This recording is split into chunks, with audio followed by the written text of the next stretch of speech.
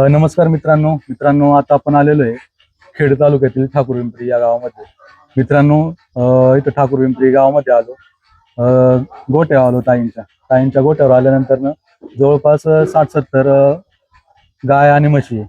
तर ताई कशा प्रकारे गोठा हँडल करतात आपण गोट्याची संपूर्ण माहिती या व्हिडिओच्या माध्यमातून बघणार आहे.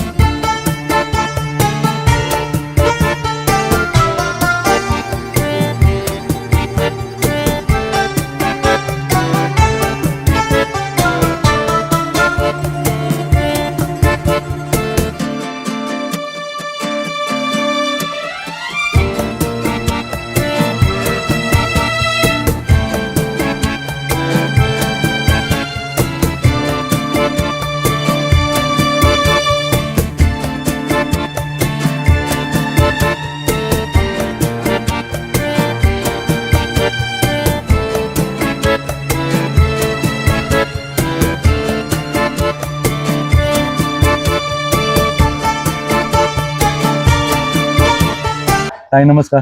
नमस्कार. पहिल्यांदा तुमचा परिचय द्या आम्हाला. माझं नाव लता शिरोम वळून, ठाकर पिंपरी, राहणार वाळूंशिवार. राहायला वाळूंशिवार. वाळूंशिवार कधीपासून या व्यवसायामध्ये आपण? 6वं वर्ष चालू 6 वर्ष.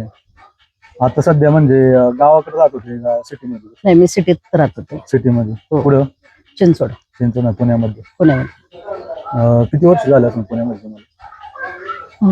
मी पहिल्यापासून तिकडच होते, पुण्यामध्ये होते. पुण्यातच.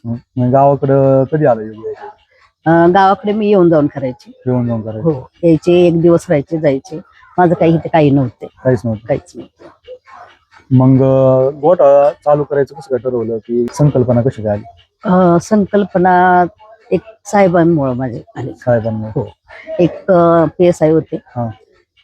तर त्यांनी ते जरा थोडी माहिती दिली, हा. ते करू शकतात तुम्ही, म्हणजे आपण करूया बोलले. नंतर स्वतः मी म्हणजे ही जागा माझी स्वतःची जागा आहे, ती डेव्हलप केली.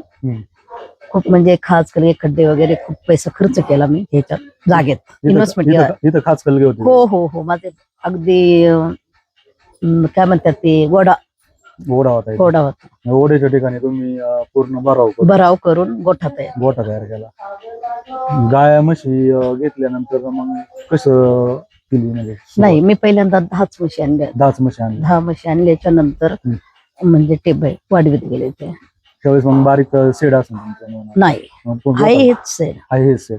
त्याच्यामध्ये 10 म्हशी घेतल्या पहिल्यांदा? हो, पहिल्यांदा 10 म्हशी हरियाणावरनं 10 म्हशी आणल्या. 10 म्हशी आणल्या. नंतर गाया पण पंजाबवरून आणल्या होत्या, 10 पंजाबवरून गाया आणल्या होत्या. आणि नंतर तर रेग्युलर चालू हरियाणावरनं चालूच एक गाडी आणायची सुरू केली मी. जास्त फायदा कुठून चालू झाला, गायांमध्ये म्हशींमध्ये? नाही, मला दोन्हीकडे झालं. दूध आता किती लिटर निघतं आपलं? माझं 500 लिटर आहे ना, सकाळ संध्याकाळचं 500 लिटर दूध जातं. गाय आपल्या HF गाय आहे ना? हो, HF गाय आणि साईवाले दोन साईवाले. हो. आणि म्हशीमध्ये कोणत्या आहे? म्हशी हरियाणाच्या पण आहे, हरियाणाच्या आणि गुजरातच्या पण. हो, दोन्ही. दुधाला किती लिटर कशा?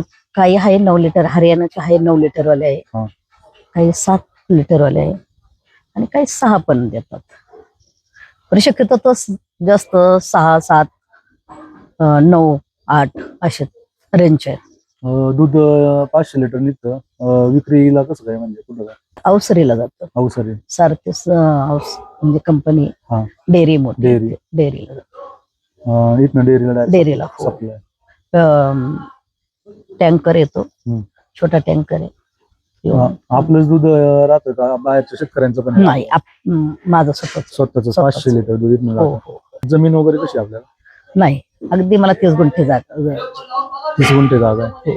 मग 30 गुंठ्यामध्ये एवढी 50-60 जनावर, मग कसं काय होतं हँडल एवढं 30 गुंठ्यात? नाही, माझं सगळं विकतचं चारा आहे. विकतचा चारा आहे का? हो, विकतचं चारा. आणि माझ्याकडे लेबर 3 भैये आहे. आणि ते भैयांकडून मी काम करून घेत असते. 3 बाई आहे? हो. बिहार मधले, युपी मध्ये म्हणजे असतात. ते गेले तरी दुसरे भैये ते असतानाच आपण दुसरे भैये मागत असतो. आणि ते भैये काम धाराला तेच करतात सगळे. मी बाकीचं सगळं हँडल करते. ओली वैरण परत जो खुराक असेल तो सगळं विकत घ्यायला? नाही, माझ्याकडे सुका चारा बी आहे. पंजाबचा गहू बसा आहे. पंजाबवरूनच हो, मागवलं? पंजाबवरून. भुसा अजून काय मागवलं जातं? नाही, आपले गोळीपेंड असते, कुठं मक्का भरडा आहे. आणि मक्का भरडा आता मी 6 महिन्यापासून चालू केलाय. मला चांगला रिझल्ट आहे त्याच्यापासून, मक्का भरड्यापासून. साधारण ते मक्का भरड्यामध्ये तुम्ही मग किती म्हणजे गायांना चालू केल्यानंतर दुधामध्ये किती फरक वाटतो एका गाय मागे? नाही, पहिला अगदी थोडा एकदम रिझल्ट आला नाही. 10-15 दिवसांनी तो रिझल्ट चालू झाला. नवीन स्टार्टला काही रिझल्ट येत नाही. ते एकदा रुटीन हे झाले की 15 दिवसांनी मला चांगला रिझल्ट आलेला आहे. 2 लिटर जरी म्हशीला 1 लिटर जरी वाढलं तरी रिझल्ट आहे. गायांना जास्त रिझल्ट आहे, म्हशीला कमी. मग आता बैय वगैरे राहतात का जातात नाही?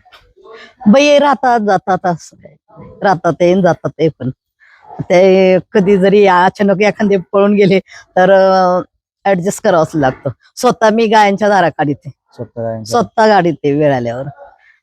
कारण ह्या व्यवसायामध्ये कष्ट खूप महत्वाचे. खूप कष्ट, खूप म्हणजे खूपच.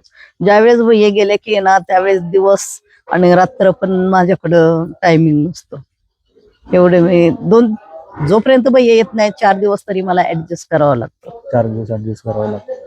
जे आपलं खत वगैरे मग ते कसं असतं तुमचं, विक्रीला वगैरे जातं?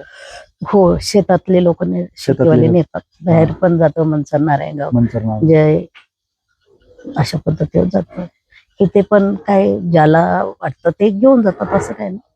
आता तुमचं वय किती झालं? माझं आता 52 वय. 52 वय. कारण भरपूर अशा महिला बघतो आपण या क्षेत्रामध्ये कमी येतात.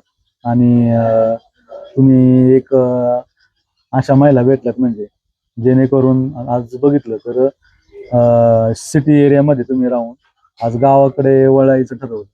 आणि गावाकडे आल्यानंतर ना तुम्ही म्हणता 30 गुंठेच जमीन आहे, सगळा चारा वगैरे विकत घ्यावा लागतो तुम्हाला. आणि हे सगळं शक्य कुणामुळे म्हणजे झालं असं? कारण 30 गुंठे जमीन, कारण या क्षेत्रामध्ये जर यायचं म्हणलं तर मोठं पाऊल टाकायला खूप अवघड आहे. खूप हो. नाही, आणि मी तुम्हाला सांगितलं ना की ते एक साहेब होते, त्यांचंच प्रोत्साहन असल्यामुळे मी या क्षेत्रात उतरू शकले. आणि दुसरं कारण म्हणजे कोरोनाने शिकवलं. कोरोनाच्या काळात ते ना मी गावाला आले आणि मग मी तिथून पुढं सुरुवात थोडं स्टार्ट केलं. पण गावाकडचं वातावरण चांगलं आहे का शहरातलं वातावरण चांगलं वाटायला लागलं? नाही, आता तर सध्या मला गावाचंच वातावरण, ह्या वयात मला गावाचं वातावरण आवडतं. आणि मी ह्या क्षेत्रात ते आल्यापासून मी गाई म्हशीत म्हणजे मी खूप म्हणजे त्यांना आहे ना जीवापाड प्रेम करते. लहान मुलासारखं मी त्यांच्या जीव लावते. मी तेच समजते की माझं ते जनावर माझे ते सगळे आहे तेच म्हणजे. मी कुठे जात नाही, काही नाहीये. मी आतमध्ये जे माझा राऊंड आहे तिथेच मी काम करते. त्यांची सेवा केल्यावरच मला आहे ना माझे बॉडी म्हणजे शरीराला पण चांगले माझ्या, जेणेकरून म्हणजे आजार नाहीये, तंदुरुस्त आहे. आणि छोट मोठं तर चालतच असतं.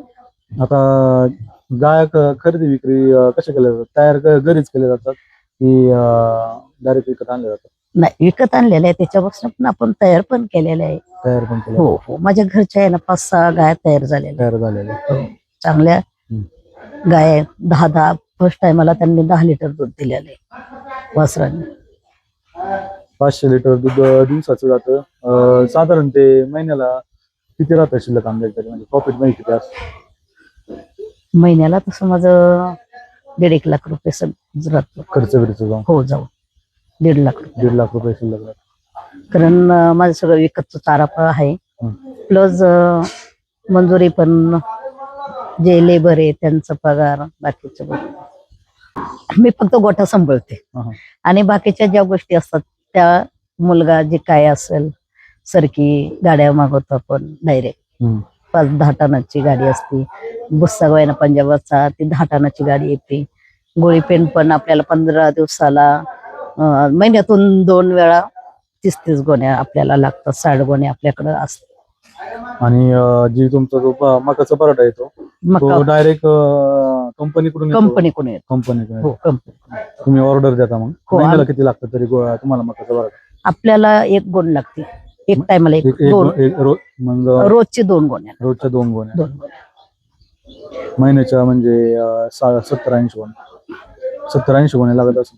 नाही, 60 लागतात. 60 गोण्या तुम्हाला मग डायरेक्ट संपायच्या आधी 5 दिवस हो, आपण पहिले अगोदरच 5 दिवस ऑर्डर करतो. रिझल्ट पण खूप चांगले. आणि ते सैवाल जातीच्या गाय आहे का तुमच्याकडे? साईवाल आहे 2. त्या कशा आहे दुधाला? काय कमी दूध आहे, बरं चांगलं आहे. चांगलं आहे. साईवाल एवढे एचएफ सारखे दूध नाही देत. बरं पाहिजे ना आपल्याला, काय होतं. आता दिवसात ना तुमचं डेली रुटीन कसं असतं या व्यवसायामध्ये? तुमचं डेली रोज सकाळी उठल्यापासून या व्यवसायाचं डेली रुटीन कसं असतं तुमचं? नाही, सकाळचं 3 वाजता वेळ उठतात आणि तिथनं काम चालू होतं.